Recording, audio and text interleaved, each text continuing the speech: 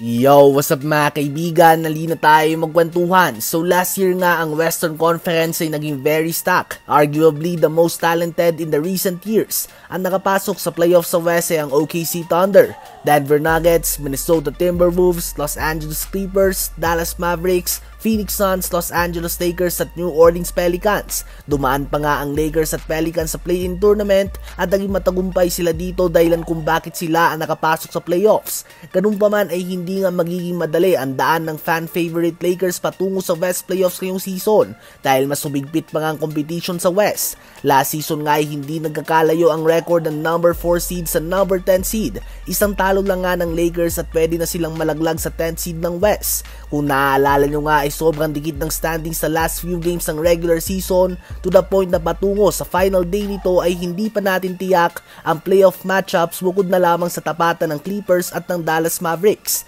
At ngayon nga ay mas lumakas din ang mga teams na hindi pa nakapasok sa playoffs tulad na lamang ng Sacramento Kings na may DeMar DeRozan na, ang Houston Rockets na mas lumalim pa ang lineup, ang Memphis Grizzlies na may nagbabalik na Ja Morant, ang San Antonio Spurs na nadagdagan pa ng Chris Paul at Harrison Barnes, at kahit ang mga team na nasa playoffs na ay gumaling din, ang Denver Nuggets ay may Russell Westbrook na, ang Dallas Mavericks ay may Klay Thompson na din, ang Pelicans ay may DeJounte Murray na at ang OKC Thunder ay may Isaiah Hartenstein na din.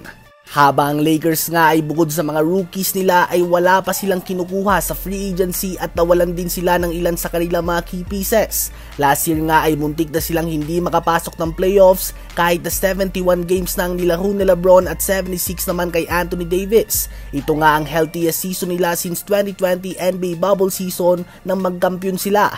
Kaya naman kapag tinamaan sila ng injury na hopefully ay hindi naman mangyari, sobrang mahihirapan nga sila. Isa o dalawang talo lang nga ay malaki na ang epekto sa kanila dahil sila ay nasa Western Conference kung saan halos lahat ng teams ay mga playoff contenders.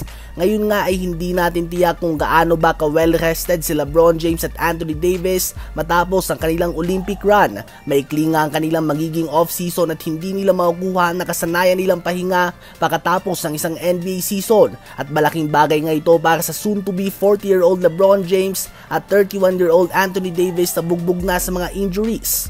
Kaya naman tiyak nga na hindi magiging madali para sa Lakers na makapasok sa playoffs ngayon. Subalit lahat naman ng team sa West ay magkakaroon ng mahirap na daan sa playoffs. Last year nga ay sino ba mag-aakala na ang OKC Thunder ang magiging number 1 seed at ang Dallas Mavericks na bigo na makapasok sa playoffs na season before ang magiging West champions. Ganun nga ka-unpredictable ang Western Conference at mas magiging matindi lang ito ngayong season. Sa palagay nyo ba ay pang ilan ng Lakers sa West sa susunod na NBA season? I-comment yan sa baba at aking babasahin yan. Huwag kakalimutan na mag-like, mag-subscribe at hit ang notification bell for more updates at kwentuhan. Maraming salamat po.